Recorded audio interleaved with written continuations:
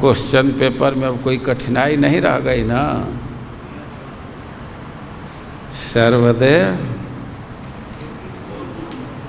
84 और राधाचरण कहाँ है? राधाचरण को फोन कीजिए।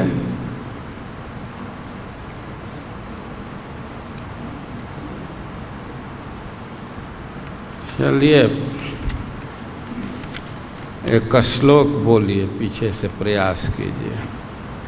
ओम नमो भगवते वासुदेवाय।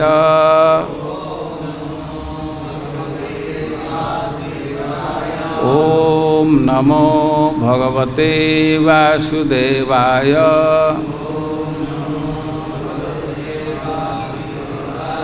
ओम नमो भगवते वासुदेवाय।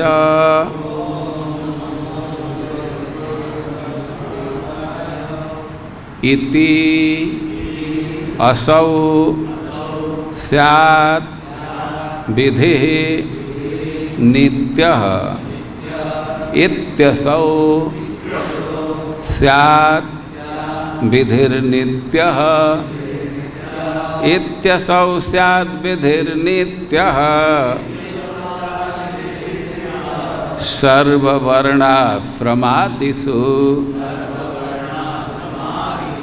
नित्यत्वे अपि अस्य निर्णीतम् एकादशी आदि वत् फलम। ये तो श्लोक आ सकता है, साधन भक्ति का 9 नंबर का श्लोक है। आज राधाचरण कहाँ चले गए? किसी को लेकर के चले गए क्या? वो पढ़िए क्या प्रश्न है, माइक लेकर के और खड़ा होकर के। माइक कहाँ है?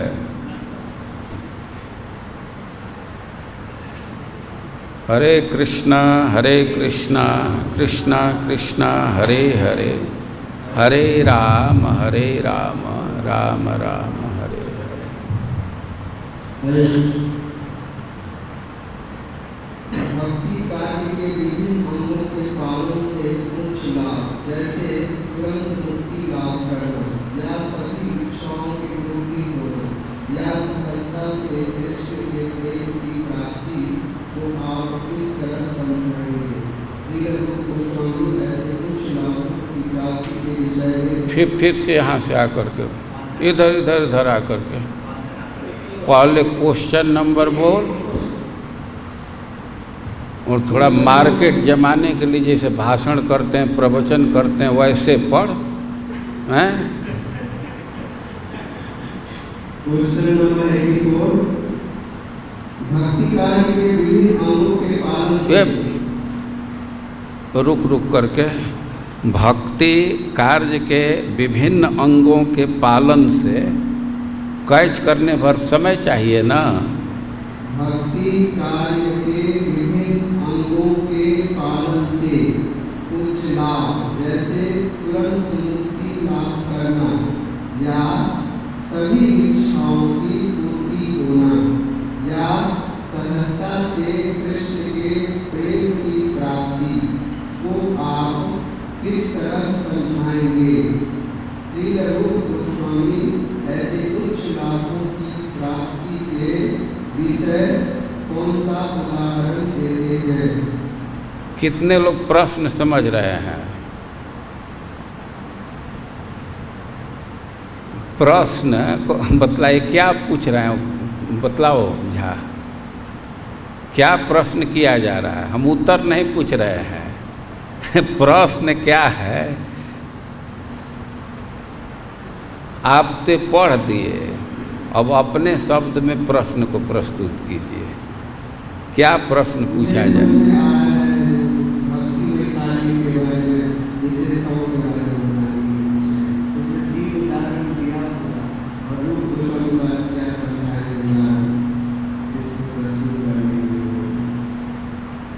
अल्लाह व्याख्या सार्वभौम भट्टाचार्य वाला।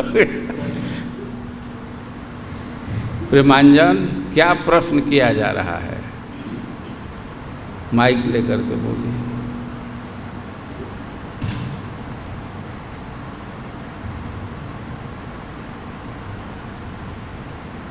भक्ति करने से तुरंत मुक्ति मिलता है या सहज जिसको जो प्राप्त होता है, इसका बारे में ये कैसे होता है, इसको समझने के लिए जो भक्ति का जो फल है तुरंत मुक्ति हो जाना, बहुत प्राप्ति होना, ये कैसे भक्ति से लाभ होता है, भक्ति से कैसे सुलभ होता है, इसको क्या समझना होता। तो मुख्य प्रश्न है, आप किस तरह समझाएंगे? एक प्रश्न है, भक्ति के लाभ को किस तरह समझाएंगे, और दूसरा प्रश्न भी है इसमें, वो क्या है?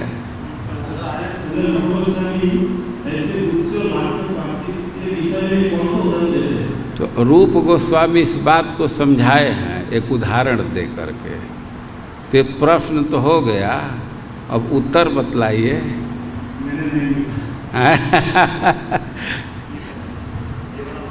श्लोक नहीं मिल रहा है कहीं?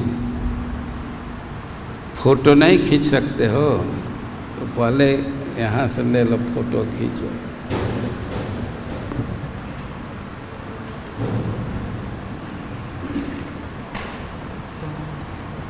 नौ नंबर है दूसरे का। तो किसी को कुछ याद आ रहा है? क्लास में इतना याद है कि नहीं कि कुछ चर्चा हुई थी कि भी नहीं? इतना याद है।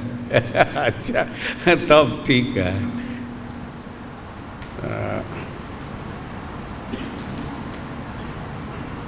चलिए कुछ टाइम देंगे तभी इसको आत्मसात करेंगे, और परीक्षा के लिए भी इम्पोर्टेंट हो सकता है, और ऐसे सिद्धांत समझने के लिए ये ज़्यादा महत्वपूर्ण है।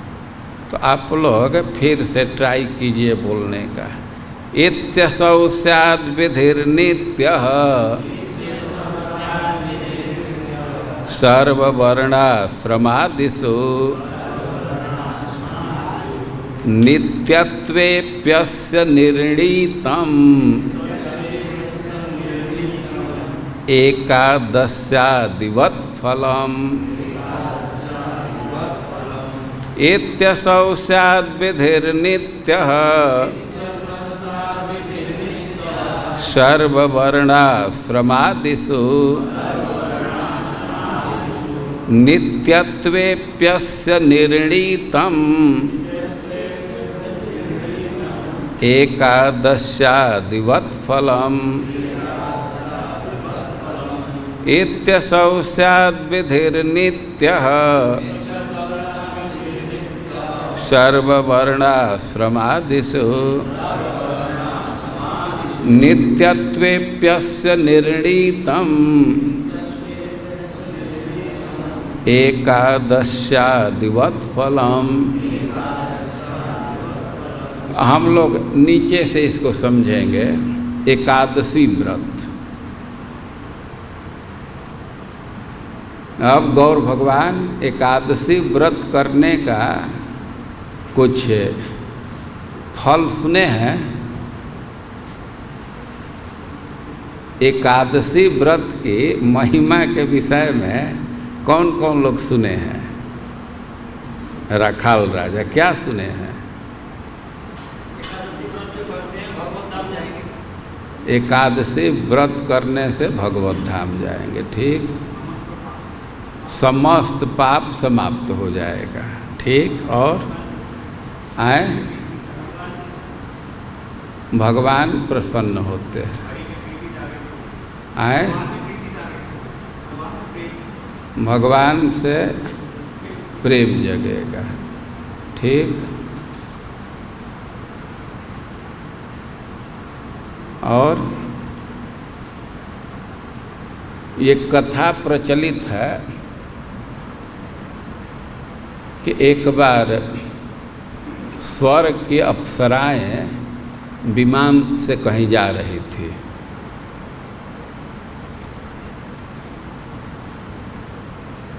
आज कहाँ कामतगिरी का परिक्रमा करने चले गए थे।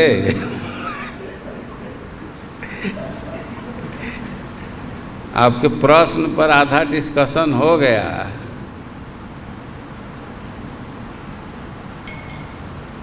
तो अप्सराएं विमान लेकर के कहीं जा रही थी और तब तक उनका विमान बैगन के खेत में किसी तरह गिर गया। बैगन भंटा बैगुन जो,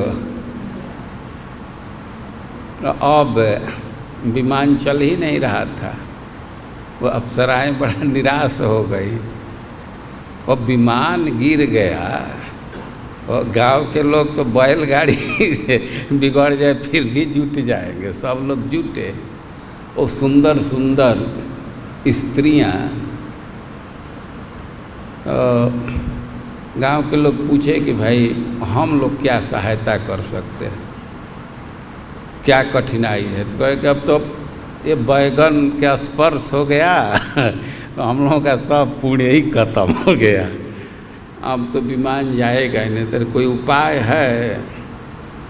कहे कि कोई एकादशी व्रत किया होगा और वह अपना पुण्य दे देगा तो हम लोगों का विमान फिर चालू हो जाएगा। तो अब गांव के लोग दौड़े कि भाई कौन थोड़ा धार्मिक प्रवृत्ति के पुजारी कोई तो एकादशी करता होगा। और लोग खोजे तो गांव में कोई एकादशी व्रत करने वाला नहीं मिला। कोई उपवास एकादशी का नहीं किया था, लेकिन एक स्त्री अन्न नहीं खाई थी। उसका कारण था कि कुछ भोजन बनाई, खूब अच्छा से बनाई थी, मैंने पकवान बनाई थी, फीस्ट बनाई थी। और फीस्ट तैयार हुआ। अब स्त्री पुरुष में झगड़ा होता रहता है, किसी कारण से उसके पति रुष्ट हो गए। अब रुष्ट हो गए तो कुछ खाए ही नहीं, और कहीं निकल करके चले गए भी गांव से। तो अब पति ही नहीं खाए तो पत्नी भी नहीं खाई। तो लोग खोजे, कहे कि ना यहाँ कोई उपवास वाला नहीं है, एकादशी कोई नहीं किया है। अब एक स्त्री है कि वो अन्न नहीं खाई है, तो अप्सराएं कहे कि उतना भी काफ़ी है। तो यदि वह अपने पुण्य को दे देगी तो हम लोगों का विमान चालू हो जाएगा, उड़ जाएगा। तो लोग कहे कि नहीं, हम तो कोई पुण्य किए ही नहीं है, हम कोई व्रत नहीं किए हैं कि अपना पुण्य दे देंगे। अप्सराएं कहें कि नहीं, अन्न नहीं खाई हैं तो उससे भी हो। अरे भाई कोई पुण्य हुआ होगा, इसका फल तो हम देते हैं, हमको क्या, हम तो कुछ किए नहीं हैं, अब कदाचित हुआ हो तो ठीक है। तो विमान उन लोगों का उड़ गया। आप एकादशी के विषय में यहाँ भी पढ़े। 10 महत्वपूर्ण अंग में एक प्रारंभिक अंग में यह भी है एकादशी। हरिवासर सम्मान, तो उसमें बहुत बहुत बातें आई हैं, लेकिन एकादशी के विषय में समझना चाहिए कि नित्य विधि है। नित्य विधि का क्या अर्थ हुआ कि उसको करना ही है, इसलिए नहीं कि कुछ पुण्य अर्जित करने के लिए करते हैं। जो एकादशी नहीं करेगा तो बहुत भारी पाप का भागी बनेगा। आप लोगों को याद आ रहा है कि नहीं, ऐसे ऐसे श्लोक आए थे कि एकादशी के दिन सारा पाप अन्न में ही निवास करता है। और एकादशी को अन्न खाने का मतलब कि वह गुरु के पत्नी के साथ समागम कर रहा है, अपने माँ के साथ समागम कर रहा है, गाय का मांस खा रहा है, बहुत भारी दोष है ना। वो किसी फल की प्राप्ति हो जाए इसके लिए एकादशी व्रत नहीं है, नित्य व्रत है, इसको करना ही चाहिए। और इसी को उदाहरण बनाया गया है। ये एक प्रश्न का दूसरा अंश है ना, 84। फिलरूप गोस्वामी ऐसे उच्च लाभों की प्राप्ति के विषय में कौन सा उदाहरण देते हैं? प्रभुपाद जी के ग्रंथ में किधर है, इसको आप लोग खोजिएगा, देखिएगा। लेकिन यहाँ एक उदाहरण है ना, स्पष्ट है। ये जो संस्कृत का है, एकादश्यादिवत फलम, एकादशी आदि के समान फल निर्णय किया गया। एकादशी के विषय में क्या कहा गया कि फल के कारण एकादशी का व्रत नहीं करते हैं। एकादशी व्रत करना ही चाहिए, न करने से बहुत भारी दोष होगा। तो उसी प्रकार इत्यसौ स्यात् विधिर्नित्य अस्मर्तम सततम विष्णु हो विस्मर्तव्यम नैव कांचित इति विधि निषेधासु सर्वे एतयोः किंकरम। भगवान का स्मरण करना ही चाहिए और उनका विस्मरण कभी नहीं होना चाहिए। स्मरण सदैव होना चाहिए, विस्मरण कभी नहीं। और जितने नियम हैं इसी के किंकर हैं, इसी के लिए कह रहे हैं कि इत्यसौ स्यात् विधिर्नित्य। ये जो भगवान के भक्ति की बात है तो नित्य विधि है, जीव को करना ही चाहिए। 2-3 दिन इस विषय पर चर्चा हो चुकी है। कह रहे हैं सर्ववर्णाश्रमादिषु, सब वर्ण आश्रम और आदि के लिए। सब वर्ण मतलब कौन कौन? ब्राह्मण, क्षत्रिय और सर्व आश्रम और आदि आए जो इससे बाहर के भी हैं। वो मनुष्य मात्र के लिए भक्ति नित्य विधि है, इसको करना ही चाहिए। जो नहीं करता है न भजन्ति, तो उसका मतलब अवजानन्ति, भगवान का अपमान कर रहा है। और स्थानात् पतन्त्यधः, उसका पतन होगा। तो यह नित्य विधि इसको कहते हैं, इसको करना ही है। लेकिन तो भाई फल इसको दिखाया गया है और कहें कि फल है एकादशी, एकादश्यादिवत, जैसे एकादशी का फल दर्शाया जाता है। लेकिन एकादशी के विषय में सिद्धांत है कि फल के चलते नहीं, वो एकादशी करना ही चाहिए। तो उसी प्रकार ये भक्ति में भी फल का वर्णन किया गया है, लेकिन वो फल के कारण भक्ति करना हो ऐसी बात नहीं है, भक्ति करना ही चाहिए। अच्छा, इसमें भी फल के विषय में भी कई एक फल हैं। जैसे धाम की चर्चा आई थी तो कामिनाम त्रिवर्गदो, या जिसके मन में कामना है तो त्रिवर्ग देने वाला, मथुरा मंडल या मथुरा। त्रिवर्ग मतलब अर्थ, धर्म, काम। और मुमुक्षुणाम च मोक्षदा, जो मुमुक्षु हैं तो उनको मोक्ष प्रदान करना। और भक्तिच्छ जो भक्तिदा, जो भक्ति की इच्छा रखते हैं तो उनको तो कस्ताम नाश्रयेत मथुरा कस नाश्रयेत बुध। कौन ऐसा विद्वान होगा कि मथुरा का आश्रय नहीं लेगा? तो इसमें फल मिल रहा है ना, लेकिन पहली बात तो यह है कि फल के लिए भक्ति का संपादन नहीं किया जाता। ये जो वैधि भक्ति है खास करके नित्य कर्तव्य है, भजन करना ही चाहिए।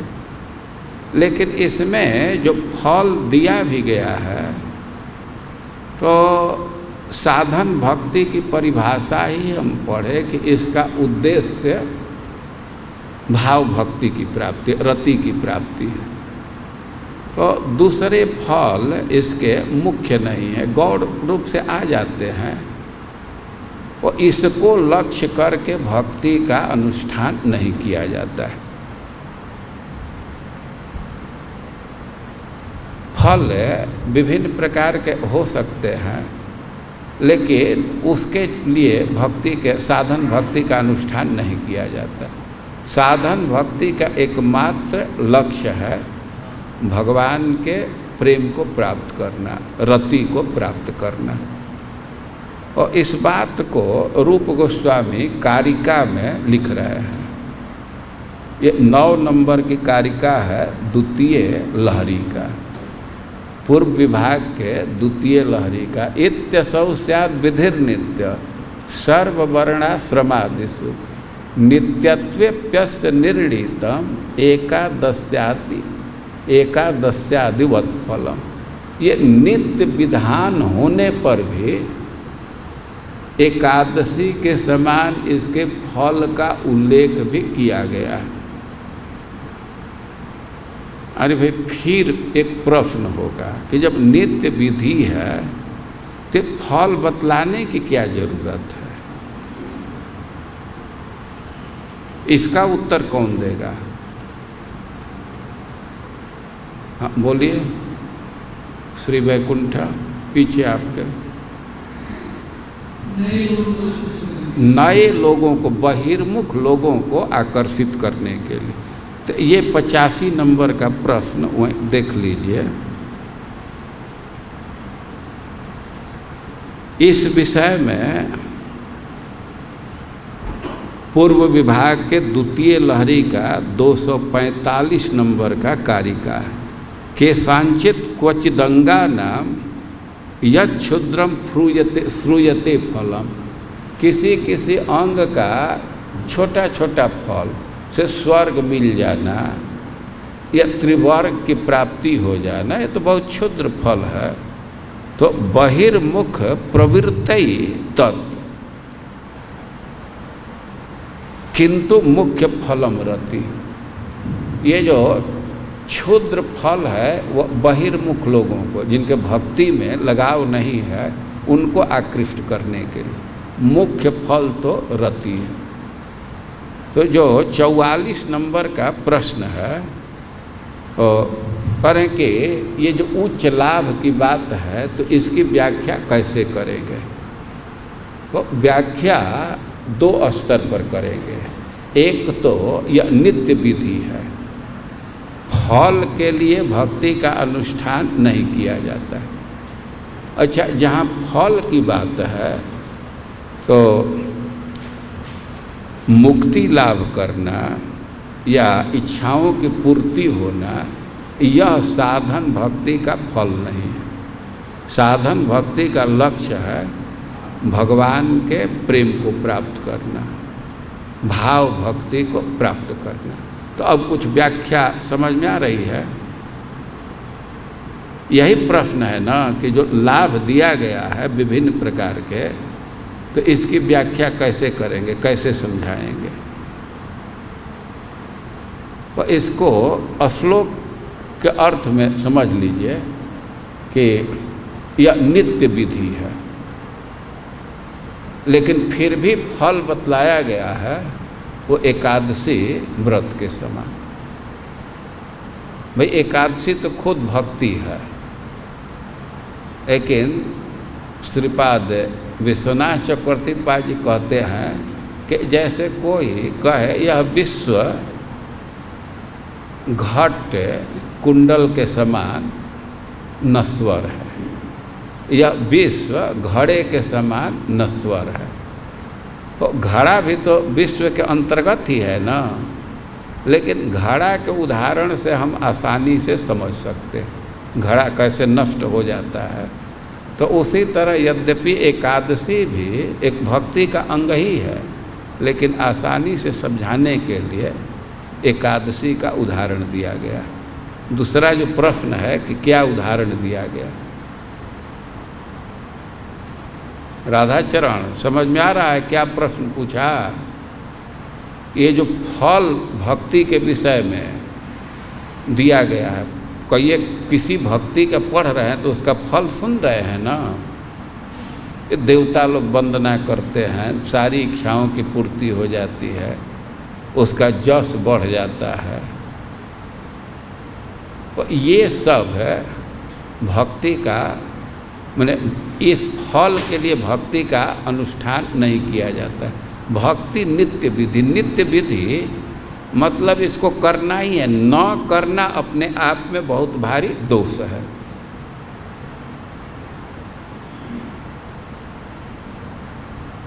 तो इस विषय में हमारे समझ से यही 2-3 बातें हैं।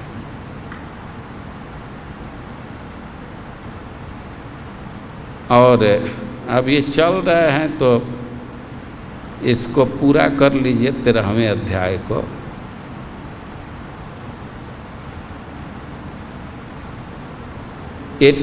से प्रश्न 86 number.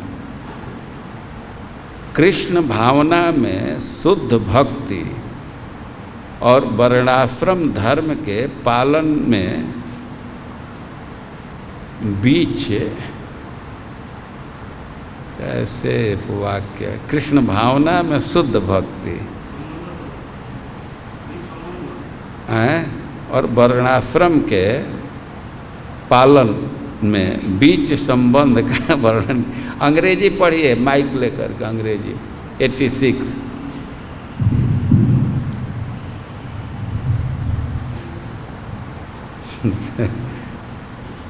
Explain the connection between the principles of pure devotional service and those of varnasana. फिर से एक बार पढ़िए। Explain the connection between the principles of pure devotional service and those of varnasana. Explain the relation between Principles of pure devotional service and varnasana. तब कौन उत्तर देगा? बोलिए। हाँ, देख करके पढ़िए।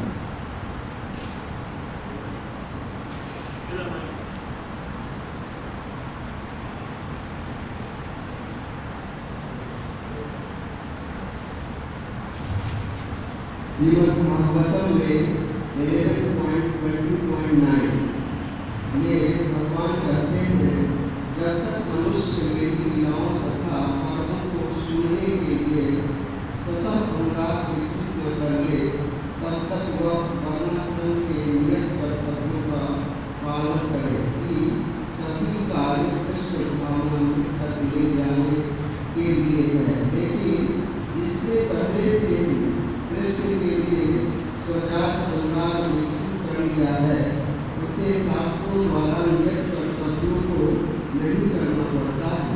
निष्कर्ष यह निकला कि वर्णाश्रम धर्म का पालन शुद्ध भक्ति के स्तर तक पहुँचने के लिए है। बहुत नीचे स्तर के मनुष्य को वर्णाश्रम के द्वारा मनुष्य के उच्च स्तर तक लाया है, जिससे वह धीरे धीरे भक्त बन जाए।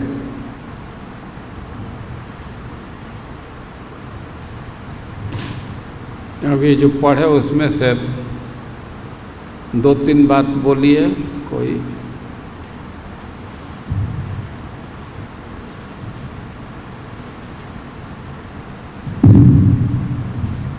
बोलिए, माइक लेकर के बोलिए।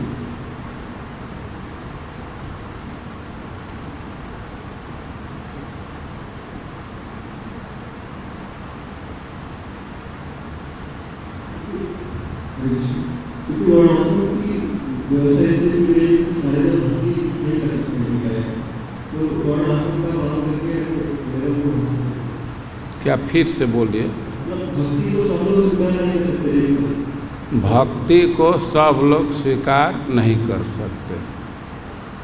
अच्छा, तब वर्णाश्रम की व्यवस्था को इससे बनाने की धीरे-धीरे उसका पालन करके लोगों को ठीक है। ये बोले क्या? यही बोले? ये तो श्रीमद् भागवतम के श्लोक का अनुवाद कर रहे हैं। तावत कर्माणि कुर्वीत,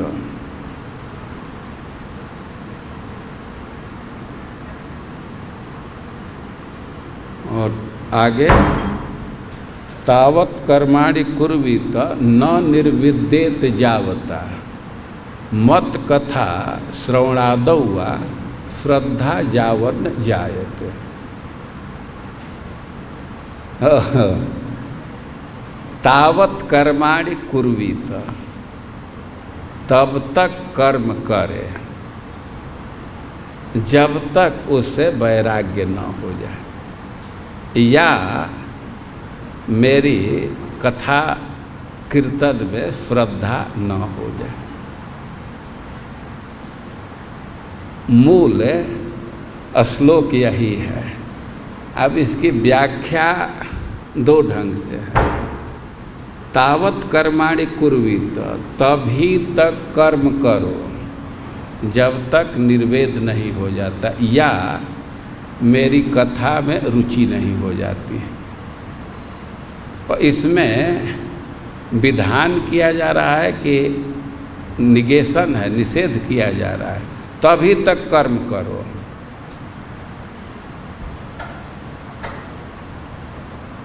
मतलब भक्ति प्राप्त हो जाए तो कर्म कर, मतलब वर्णाश्रम कर्म की आवश्यकता नहीं है। लेकिन इसी श्लोक को दूसरे ढंग से भी कहा जाता है। तावत कर्माणि कुर्वीत, जब तक अपने से वैराग्य नहीं हो जाता तब तक कर्म करो। मतलब इसमें कर्म त्याग का विधान नहीं किया जा रहा है, तब तक कर्म करो। तो दोनों ढंग से व्याख्या है। यह एक डिबेट का विषय है और गीता में एक निबंध भी इस पर है। लेकिन चैतन्य चरितामृत के अनुसार इसका भक्ति से कोई रिलेशन नहीं है। इसमें संबंध पूछ रहे हैं और प्रभुपाद जी गीता में स्पष्ट लिखे हैं कि स्टेपिंग स्टोन है। जैसे कह रहे हैं कि जो लोग भक्ति के स्तर को नहीं प्राप्त किए हैं तो उनके लिए वर्णाश्रम धर्म का विधान है। स्पष्ट प्रभुपाद जी लिखे हैं, तो एकदम किताब ही छाप दिए हैं।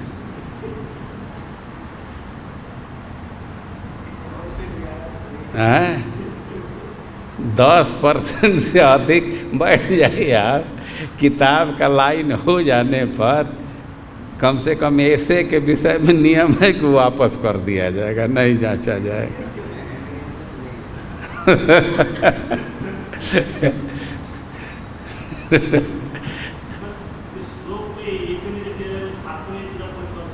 आए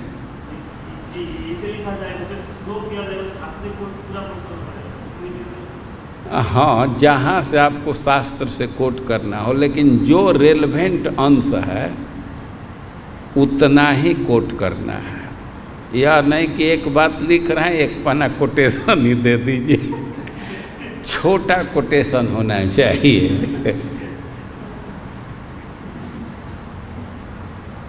गीता में भगवान क्या कह रहे हैं? वर्णाश्रम पालन करने को कह रहे हैं कि छोड़ने को?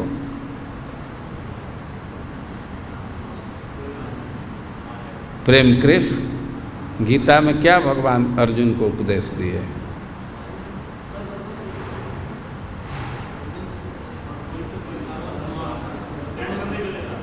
हैं? त्याग करने के लिए? तो अर्जुन तो त्याग ही कर रहे थे ना।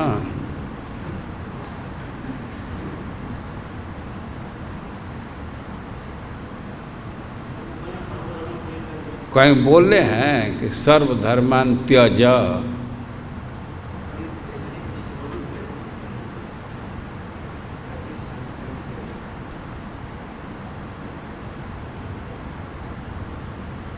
त्यज नहीं बोले हैं ना, क्या बोले हैं? त्यज्य सर्वधर्मान परित्यज्य। तो अर्जुन तो छोड़ ही रहे थे ना, उनको छोड़ने दिए। तो भगवान ने छोड़ने के विषय में क्या सिद्धांत दिए? किसको अच्छा माने? देखिए, जो वर्णाश्रम है और इसका कोई त्याग कर देता है और मौन से चिंतन कर रहा है तो मिथ्याचार से उच्यते। लेकिन जो मौन से इससे उपरत हो गया है तो कर्म करे या न करे उसमें कोई अंतर नहीं है, कर्म करने में भी कोई दोष नहीं है। वर्णाश्रम में रह करके भी भक्ति तो किया ही जा सकता है ना। सबके लिए भक्ति है तो ब्राह्मण के लिए भी है, वैश्य के लिए भी है, क्या दिक्कत है? अरे वर्णाश्रम में रह कर भक्ति करने की बात तो दूर है, वर्णाश्रम अपने आप में भक्ति है। और इसी से सिद्धि मिल जाती है। स्वकर्मणा समभ्यर्च सिद्धिम विन्दन्ति मानवा। अपने कर्म से ही हमारी, लेकिन स्वकर्मणा सिद्धांत समझना चाहिए। जहाँ भी भगवान बोल रहे हैं तो वर्णाश्रम को नहीं स्थापित कर रहे हैं, भक्ति की स्थापना है। सर्वधर्मान परित्यज ऐसा उपदेश नहीं दे रहे हैं ना, परित्यज्य छोड़कर। ऐसा उपदेश नहीं दे रहे हैं कि सर्वधर्म छोड़ दो, यह उपदेश नहीं है। सर्वधर्म छोड़ करके हमारी शरणागति स्वीकार करो। तो विधान किस चीज़ का किया जा रहा है? छोड़ने का कि स्वीकार करने का? स्वीकार करने का। तो जैसा प्रेम कृष्ण कह रहा है, गीता का लक्ष्य भक्ति है। तो जो लोग डायरेक्ट भक्ति स्वीकार कर रहे हैं तो उनको कर्म की आवश्यकता नहीं है, ज्ञान की आवश्यकता नहीं। और जब भक्ति स्वीकार करने से कर्म और ज्ञान की आवश्यकता ही नहीं है तो फिर उपदेश क्यों दिए? उपदेश की क्या आवश्यकता पड़ गई? भी जब भक्ति ही मुख्य चीज़ है तो एक प्रश्न होगा, नहीं तो कर्म और ज्ञान का उपदेश क्यों दे रहे हैं? उसका कारण यह है कि सब लोग एक जैसा नहीं है। अरे भाई ऊंचा मंच है तो कोई हैं तो वो तो चढ़ जाएंगे, कौन परशुराम को उस पर चढ़ने में कोई दिक्कत नहीं है। लेकिन अब पंच तत्व प्रभु को तो ऊंचा मंच है तो डायरेक्ट नहीं चढ़ पाएंगे, तो सीढ़ी की ज़रूरत पड़ेगी। सीढ़ी की ज़रूरत पड़ती है ना। जो कमज़ोर व्यक्ति हैं तो सीढ़ी, यहाँ कुछ लोग हैं कि सीधे यहाँ आ जाएंगे, कुछ लोग हैं कि बिना सीढ़ी के नहीं आ सकते। तो जो भक्ति को डायरेक्ट ग्रहण नहीं कर सकते तो उनके लिए कर्म और ज्ञान का विधान है। तो भक्ति प्राप्त करने के लिए कर्म और ज्ञान ये सीढ़ी के समान। श्रील प्रभुपाद जी लिखे हैं वर्णाश्रम इज फुटिंग स्टेप, गीता के परपर्ट में है, वहाँ से भक्ति को प्राप्त कर जाते हैं। लेकिन अब भक्ति जिसको प्राप्त हो गई तो उसके लिए वर्णाश्रम की कोई ज़रूरत नहीं। तो इसको बहुत सुंदर वो अध्याय का निर्देश कर दीजिए प्रभुपाद जी जहाँ लिखे हैं इसको, किस आए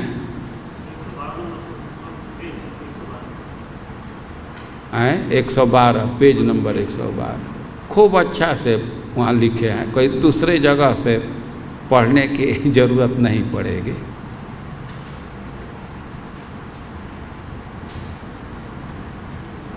लेकिन ये जो श्लोक है इस पर थोड़ा ध्यान दीजिए। तावत कर्माणि कुर्वीत है कि जब तक वैराग्य नहीं हो जाता है तब तक कर्म करो।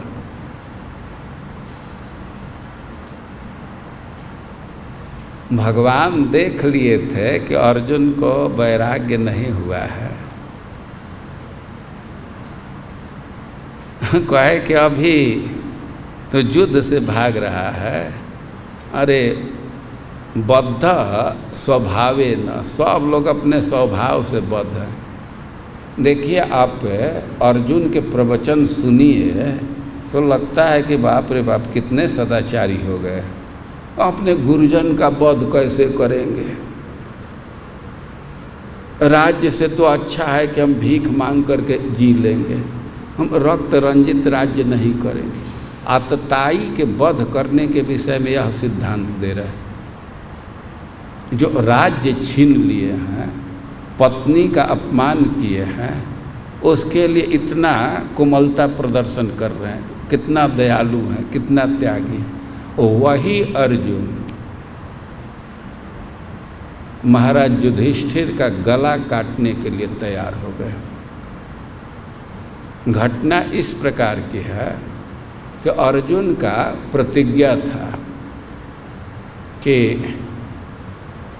जो व्यक्ति हमारे गांडीव पर आक्षेप कर देगा तो उसका मैं गर्दन काट दूंगा। और एक दिन की घटना है, भीष्म पितामह बहुत जोश में युद्ध किए और बहुत पांडवों के सेना को ध्वस्त कर दिए। अब युधिष्ठिर महाराज बड़ा निराशा में थे और अर्जुन को कहा बेकार है तुम्हारा गांडीव धारण करना, अच्छा होता कि गांडीव का त्याग कर देता। अब अपना भाई, बड़ा भाई ये कह दिया और अर्जुन अब कहे कि तो हम गर्दन काटेंगे, हम प्रतिज्ञा किए हैं कि जो गांडीव पर आक्षेप करेगा तो उसको मैं उसको मार डालूंगा, उसके हत्या कर दूंगा। अब भगवान के सामने कोई हम तो प्रतिज्ञा किए हैं। और भगवान कहे कि देखो हत्या का कई एक अर्थ होता है, वध का कई एक स्वरूप है। अपने स्वजन का अपमान कर देना भी वध ही है। तो गर्दन तो नहीं काटे लेकिन युधिष्ठिर महाराज को खूब गाली दिए।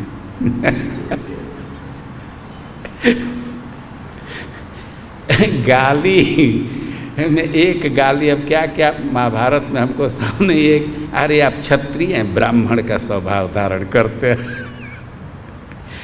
क्षत्रिय को ब्राह्मण कहना उसका अपमान ही है। तो भगवान व्यवस्था दिए कि अपने स्वजन का अपमान कर देना भी वध ही माना जाता है। तो इस पर मामला शांत हुआ। लेकिन स्वभाव को देख रहे हैं ना, ये दुर्योधन के लिए कह रहे थे कि ना वध करना ठीक नहीं, भले वे हम लोगों का वध कर दें, कृष्ण को समझा रहे थे।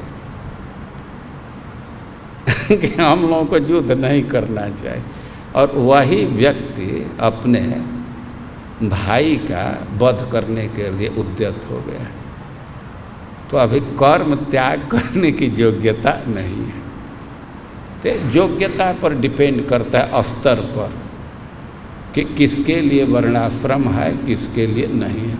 श्रील प्रभुपाद जी स्पष्ट शब्दों में लिखे हैं, उसको पढ़िए आप लोग, कि जो अभी भक्ति को प्राप्त नहीं किए हैं उनके लिए वर्णाश्रम आवश्यक, लेकिन जो भक्ति को प्राप्त कर गए हैं तो उनके लिए आवश्यक नहीं है। अब वे वर्णाश्रम का पालन करते हुए भक्ति कर सकते हैं, वर्णाश्रम का त्याग करके भी कर सकते हैं, उनके लिए वो आवश्यक नहीं। यही गीता का सिद्धांत। बल्कि वर्णाश्रम का त्याग करके भक्ति करना ज़्यादा अच्छा होता है। चैतन्य चरितामृत में कौन प्यार का हम नंबर नहीं याद है, उसमें स्पष्ट है कि असत संग त्याग और छाड़ी वर्णाश्रम, छाड़ी वर्णाश्रम, इतना शब्द बिल्कुल याद है, आप लोग खोज लीजिएगा। तो असत संग का त्याग करके और वर्णाश्रम का त्याग को छोड़ करके कृष्ण की भक्ति करना, ये भी एक उपाधि है ना।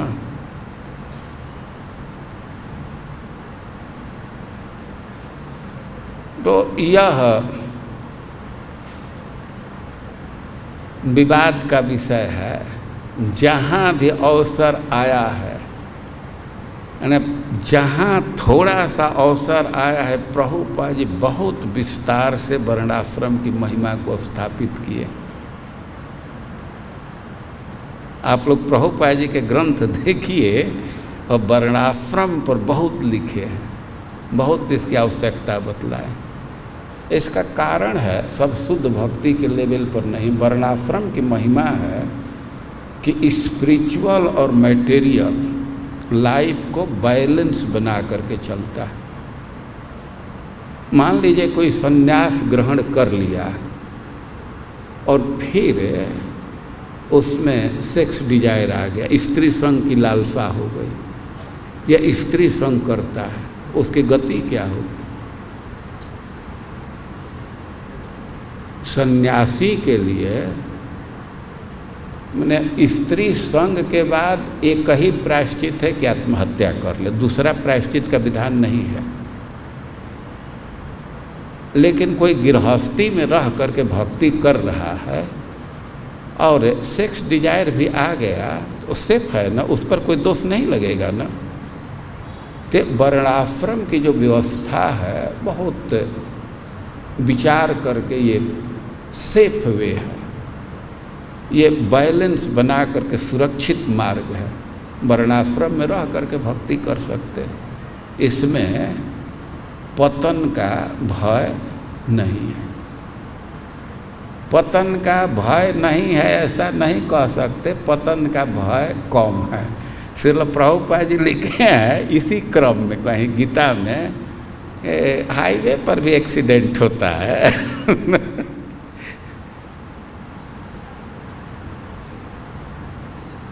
तो एटलीस्ट जो 84 नंबर का क्वेश्चन है इसको समझ लीजिए, इसको आपको अपने से खोजने में बहुत परिश्रम पड़ेगा।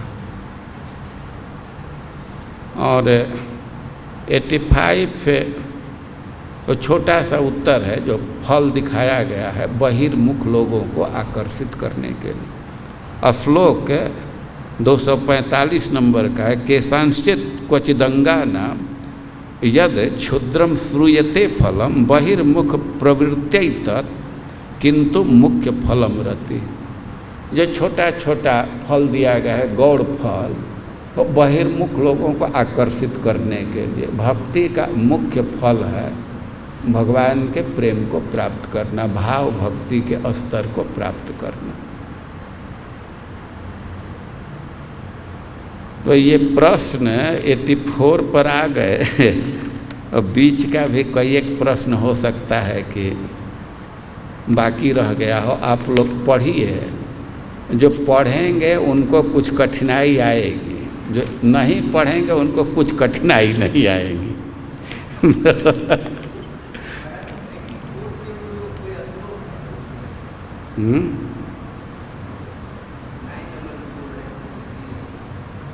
तो 9 नंबर श्लोक कई एक बार बुलवाया और श्लोक बोर्ड पर भी गया,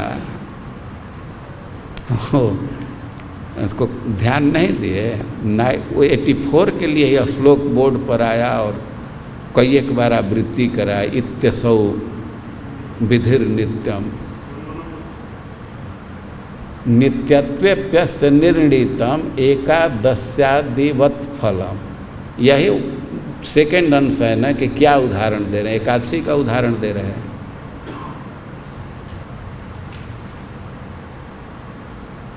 तो अभी क्लास चलेगा ना,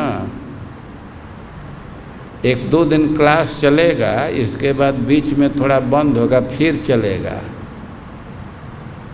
अभी तो देखते हैं जब तक ये क्वेश्चन सब नहीं हो जाता है तब तक चलेगा, लेकिन परीक्षा के 1-2 दिन पहले फिर 1 क्लास 2 क्लास होगा कि रहा साहब।